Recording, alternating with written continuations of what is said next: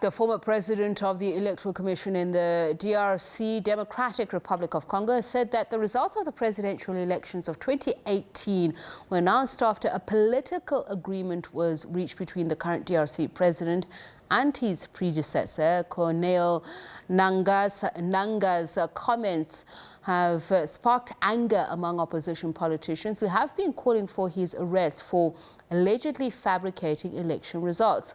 SABC's Chris Ochamringa has more from Kinshasa. During a talk show in Kinshasa, Mr. Corneille Nangaa said a political agreement was reached between the former DRC President Joseph Kabila and his successor Felix Tshisekedi before the 2018 presidential election results were announced. The statement by the former president of the National Independent Electoral Commission has stirred up controversy across the country. Nangaa, who has expressed interest in running for president in the DRC's polls slated for December, said the agreement saved the country from an outbreak of violence. But politicians in the opposition have been calling for his arrest for announcing false results. The 2018 election saw the current DRC president, Felix Tshisekedi, take over power from Joseph Kabila. Polling data by observers from the Catholic Church pointed to a victory by opposition leader Martin Fayulu. Mr. Fayulu challenged the outcome of the election in court, but the judges upheld President Tshisekedi's victory. The DRC is preparing to hold elections in December this year. President Felix Tshisekedi has said he will seek a second term. Opposition activists accuse the DRC president of appointing officials at the helm of the Electoral Commission and the Constitutional Court who are loyal to him. Chris Ochamringa, SABC News, Kinshasa. And for more, we're joined by Congolese journalist and author Hubert Kabasu Babu. A very good evening to you, Hubert. Thank you so much for speaking to us. So let's just first start with these allegations. At the time, there were murmurings of such an arrangement. I think even before the elections, there were suggestions that it would be a gentleman's agreement. So take us through what you've heard and how credible these allegations are being taken now, or seen as now.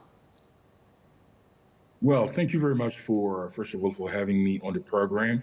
And I take profit of this opportunity to convey my warmest greetings to the viewers.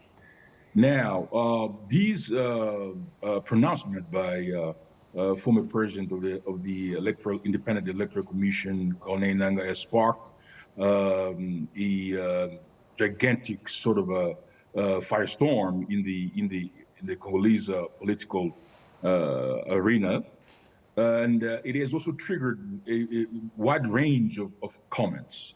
Nangaa himself came back, I think, on the very same, very same TV station to try and explain that he didn't allude to some kind of a agreement between the two parties, meaning former President Kabila and President Tshisekedi, to say they literally appoint him or let him be president so that there can be peace in the country. Nangaa said that he alluded or referred to the agreement that was entered between the two parties to come up with a coalition. That is what Nangaa has later on tried to clarify on the very same TV serial. I think it was Télé 50. Now, many political adversaries of Mr. Tshisekedi have taken profit of this opportunity.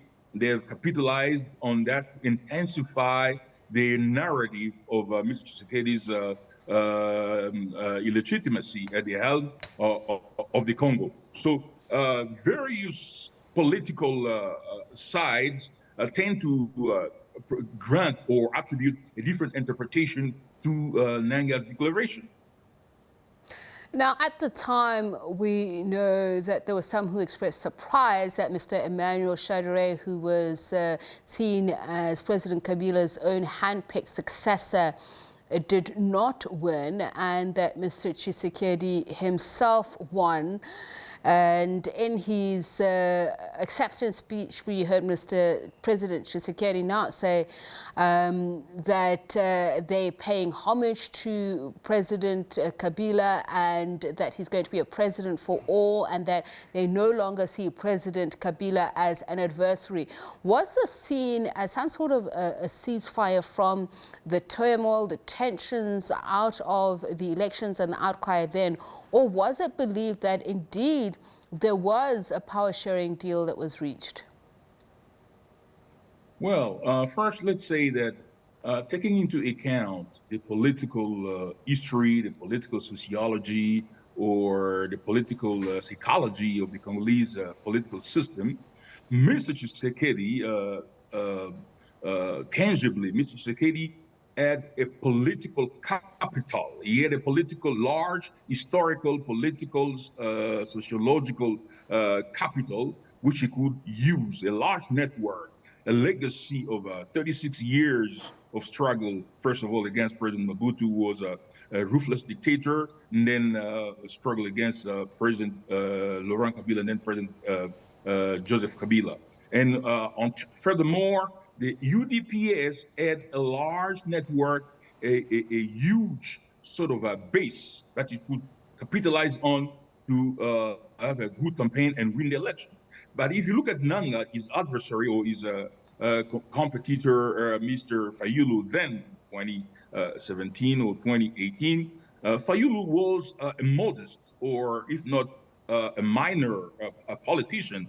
His political party that participated in the elections in 2011 didn't even win 5 seats in the National Assembly. So Fayulu didn't have a national stature. He didn't have the sociological, historical legacy or sociological political capital really to win the election.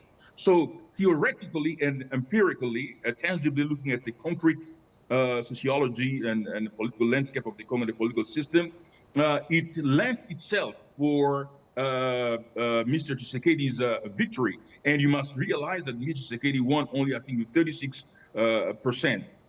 From what we learned, because I also dealt with elections in other countries as a senior project manager of the Electoral Institute for the Sustainability of Democracy in Africa, ASAP. What we learned, the information we had was that President Kabila was insisting on the fact that, taking into account the reality of him having been a president and his regime had done certain things, he wanted to have assurance. He wanted to have certainty that Mr. Tshisekedi was not going to sort of come down on the people who had led his regime, some kind of witch hunt. So that was fundamental. And also the fact that UDPS didn't win the majority in the National Assembly so that it can form by itself the government to lead the country. So UDPS had to look for some political parties with which to sort of build a coalition so that they can have a government. And so the deal was also at that time that Mr. Tshisekedi and Mr. Kabila, Mr. Tshisekedi's cash coalition, cash, and Mr. Kabila's coalition, FCC, get together to have a majority in the National Assembly in order to produce the government. So these were sort of packages, political packages that were accepted by both parties so that the Congo can continue its trajectory from 2018, 2019, peacefully in stability. Let's look at, I'm glad you mentioned your role in ASA, because then there are certain electoral indicators. The data at the time, what did it suggest for those who were saying there was electoral fraud? I mean, there were various observers, and the thing about the DRC also is that there often is a lot of candidates, even though they may not be seen as serious contenders, a lot of those being owners of media platforms, of which some have been accused of using to spread propaganda. So that would mean obfuscate information about the opening and closing of polls, the votes cast, the insecurity. ASA, what did it observe at the time in terms of the electoral data? Well, the Catholic Church had been assisted by some international organizations with some instruments to monitor the elections. They were the electoral observers from the Catholic Church were trained and given some phones and a system to convey their data to a certain central base that had to compile and proceed to analyze all these information. However, when the Catholic Church came up with the announcement or pronouncement that its information didn't align with the information that was provided by the Electoral Commission, there was a debate. The Electoral Commission then, under Corneille Nangaa, indicated that according to its records, the observers from the Catholic Church were present only almost like in less than 55% of all the voting stations. There were like 70. There were more than 70,000 voting stations, and the Catholic Church observers were only in less than 40,000 voting stations. So that was the first element. The second element is that when the Electoral Commission conveyed its results to the Constitutional Court, and Mr. Fayulu came up saying that the results were not correct, there was fraud, the Constitutional Court asked Mr. Fayulu to produce his own information, his own documents that can prove beyond any fragment, beyond any iota of doubt that he had won the election. Unfortunately, at that time, Mr. Fayulu had not been able to prove that he didn't have those documents. He had a few documents, but he didn't have all the documents that could really show that the fraud or irregularities compromised elections to the point where it could be accepted that he had won the election. So that was the situation then.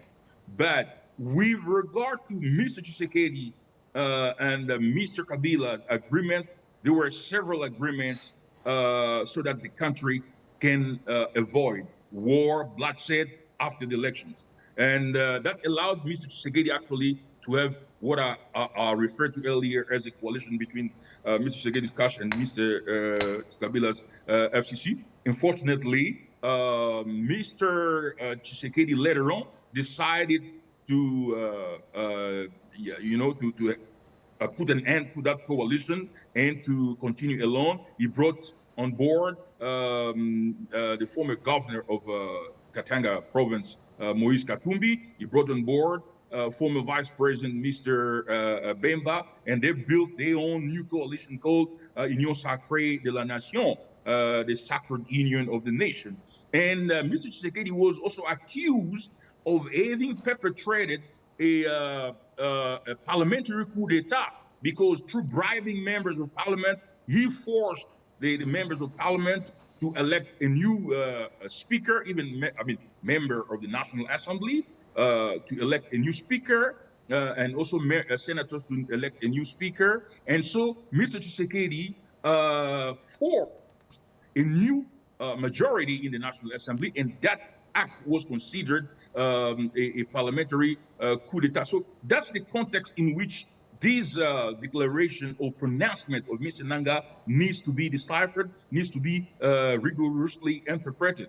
All right. Thank you so much for your time and sharing that insight with us. Congolese journalist and author Hubert Kabasu Babu just speaking to us about those allegations of the former IEC head in the DRC.